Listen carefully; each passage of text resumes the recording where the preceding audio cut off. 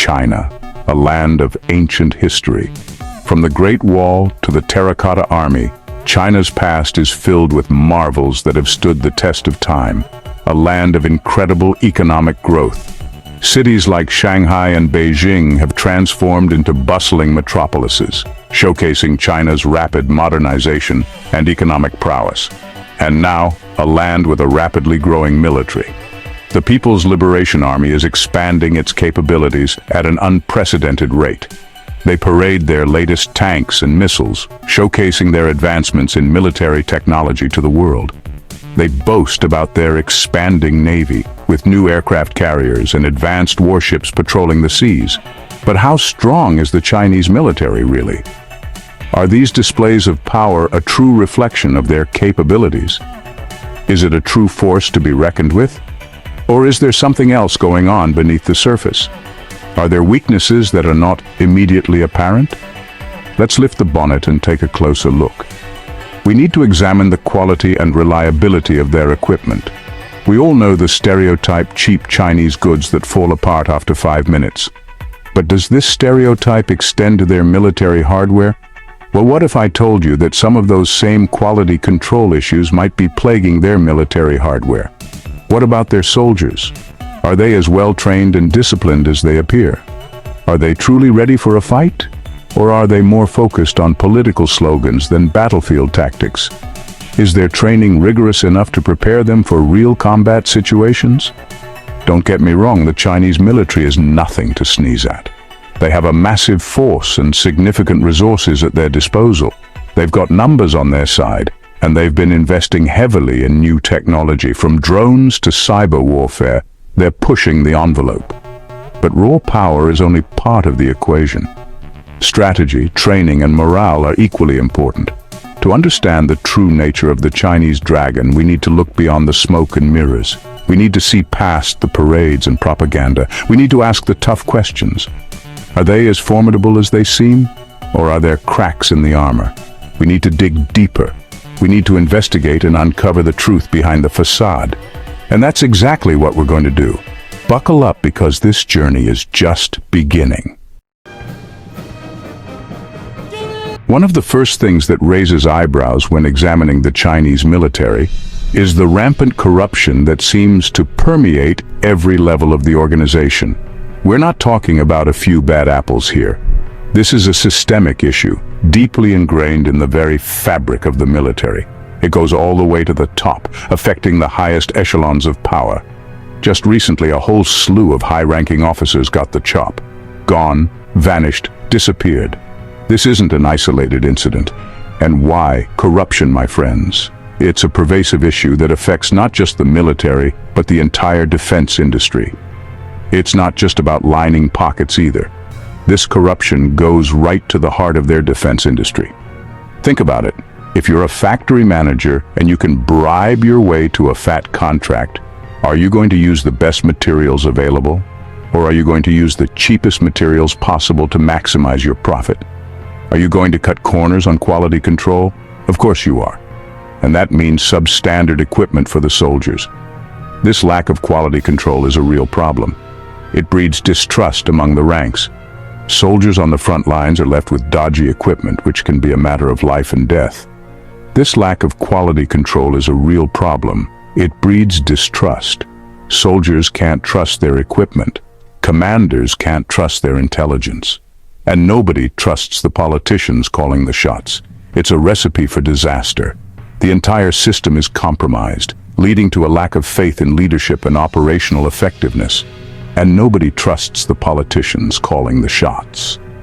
This creates a vicious cycle of distrust and inefficiency. It's a recipe for disaster. The entire system is compromised, leading to a lack of faith in leadership and operational effectiveness. Another thing that makes me raise an eyebrow is their lack of actual combat experience. The last time the Chinese military saw a proper scrap was back in 1979, when they picked a fight with Vietnam. And guess what? They got their backsides handed to them. Since then, nothing. Zilch. Nada.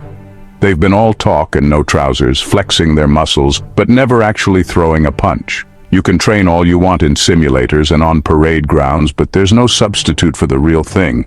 War is chaos, it's unpredictable, and it separates the wheat from the chaff.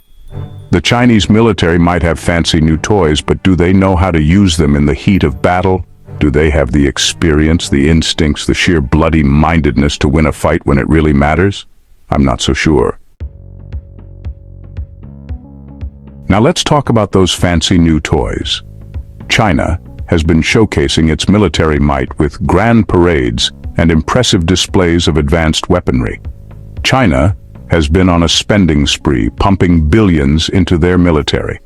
Their defense budget has seen a significant increase over the past decade, reflecting their ambition to become a dominant global power. They've got shiny new missiles that can reach all the way across the Pacific. The DF-21D, for instance, is often touted as a carrier killer with its long-range capabilities. They've got stealth fighters and aircraft carriers. The J-20 stealth fighter jet is a testament to their advancements in aviation technology, and their growing navy is a force to be reckoned with. On paper, it's an impressive arsenal. The sheer variety and sophistication of their weapons are enough to make any adversary take notice. But here's the thing, having a big gun doesn't make you a good shot.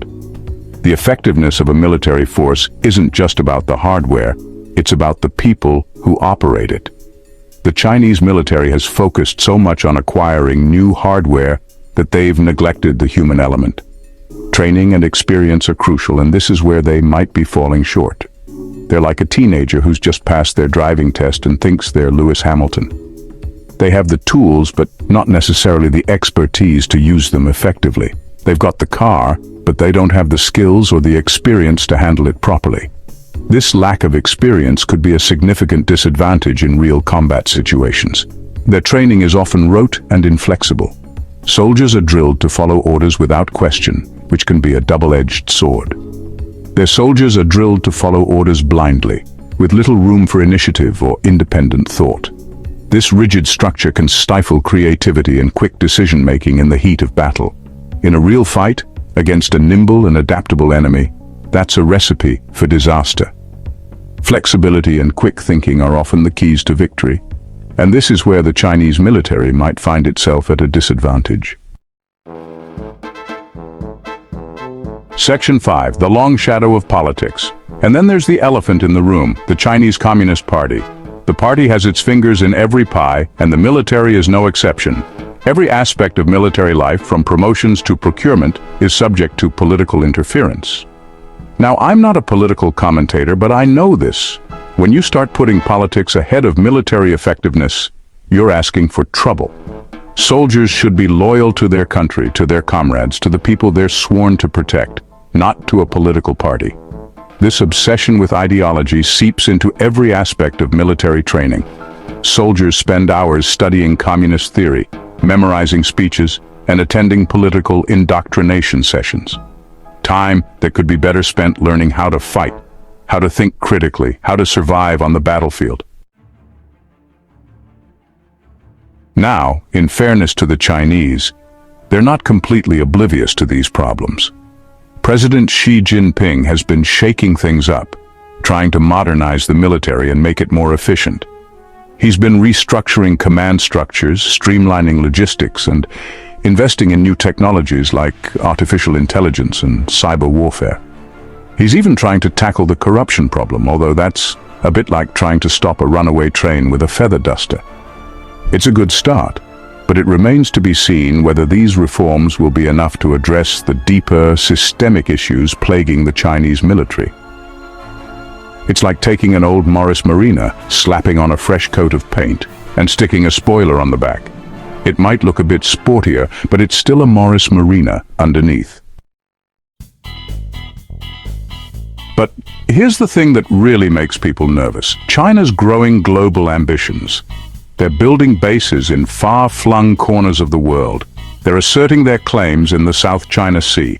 They're projecting their military power further and further afield. And when you combine that ambition with a rapidly modernizing military, it's bound to raise eyebrows. It's like a bloke down the pub who's suddenly bulked up at the gym and started throwing his weight around. People are going to notice. and they're going to wonder what he's up to.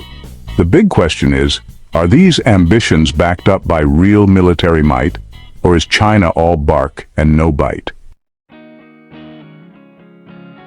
So, where does that leave us? Is the Chinese military a paper tiger, all smoke and mirrors? Or are they a genuine superpower in the making? The truth, as always, is somewhere in between. They've got a lot of work to do if they want to challenge the United States for global military dominance. They need to address the corruption and the lack of trust. They need to give their soldiers the training and the experience they need to fight and win modern wars. And they need to get the Communist Party out of the barracks. But underestimate them at your peril. They are learning, they are adapting, and they are determined to become a dominant military force in the 21st century. The Chinese dragon is stirring. It's flexing its muscles, testing its limits, and making its presence felt on the world stage. But whether it will soar to new heights or stumble under its own weight remains to be seen. One thing's for sure, the world is watching, and we'd better keep our eyes peeled. Don't miss out on future explorations and discoveries. Hit subscribe and ring the bell to stay updated with our new content. Your journey of wonder continues with every video. Stay connected and engaged on social media. Continue the conversation, follow us. Thank you for being a part of the Have You Ever Wondered community. Keep wondering, keep discovering. Until next time.